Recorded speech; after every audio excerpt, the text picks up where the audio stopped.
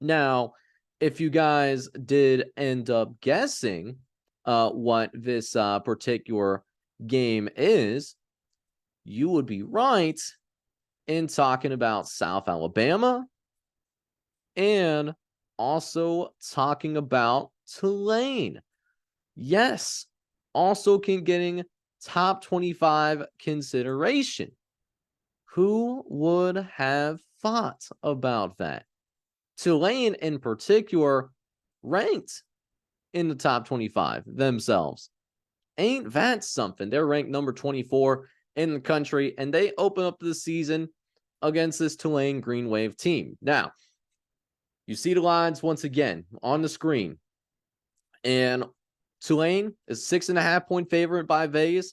Any given Saturday power model has Tulane minus 20.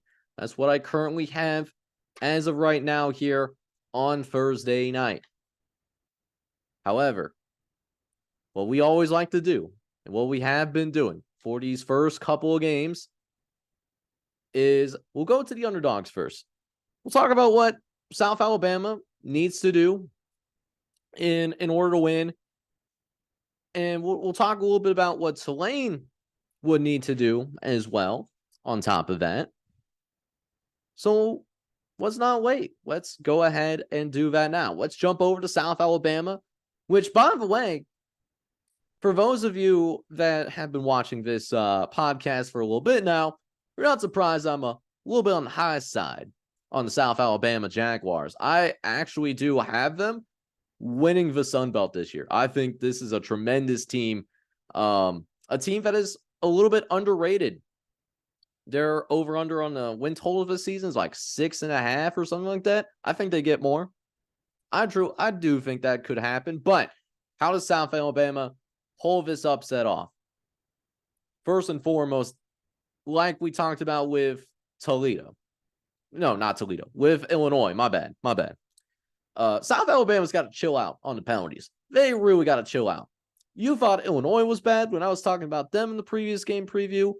South Alabama had nearly 1,000 yards of penalties last year.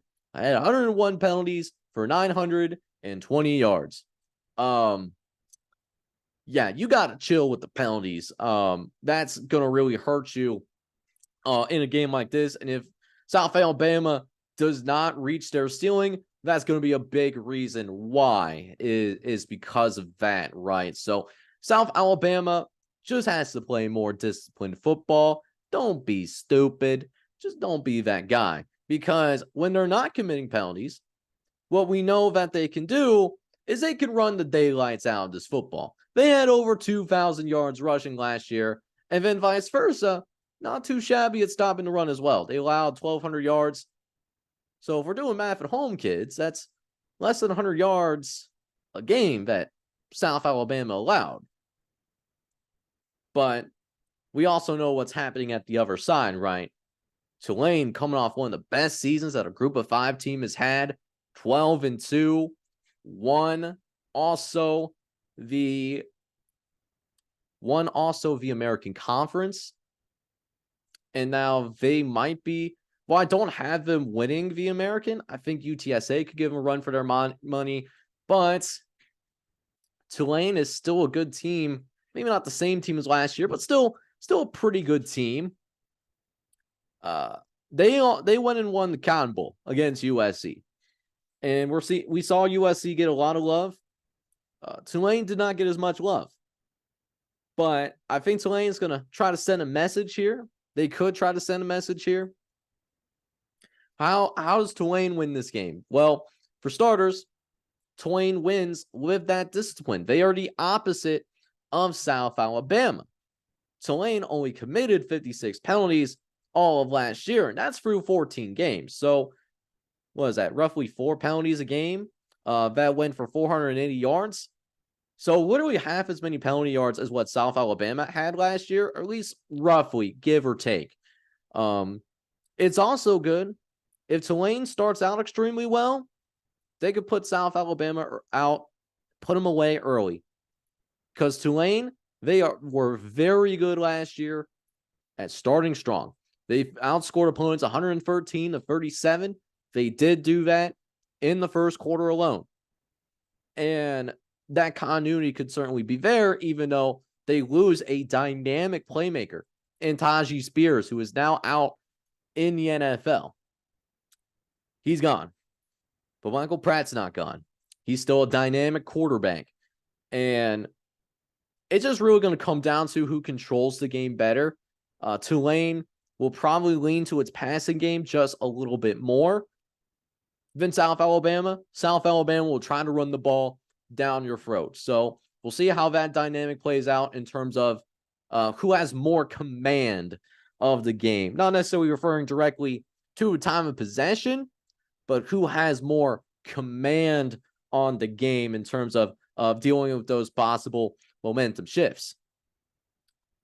Another thing that I also want to point out for Tulane is they got to get that pass rush going. And this defense should have a pretty good, strong starting 11.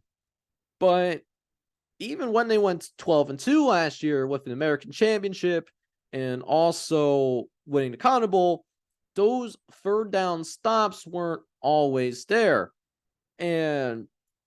But what we do know, though, secondary was pretty good last year for Tulane. Could be even nastier, based off of what I'm seeing off of like collegefootballnews.com. I'm not saying I'm an insider. I'm not an insider to these like fall camps for these various programs, but College Football News, that's really where I go to get a lot of good information. But that pass rush was a little inconsistent for Tulane, right? So Tulane did not get a sack in their regular season meeting versus UCF, for example, but in the American Championship, they ended up with 6 sacks. So there was a little bit of inconsistency in terms of pass rush. If they can get somewhere in the middle, get like 2 or 3 sacks, I think that'll be good. And as effective as South Alabama is running the football, if you could make them one-dimensional to where they're only effective with running the football, then that's going to give you an easier time stopping the run.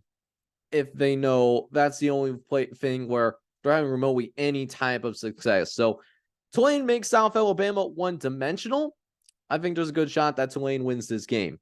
Now, speaking of who I think is going to win this game, I do want to say South Alabama has what it takes to pull this off. They actually should have beaten UCLA last year. They lost on the last second field goal. They lost 32-31. Painful loss. But South Alabama, remember, they're no slouch, guys.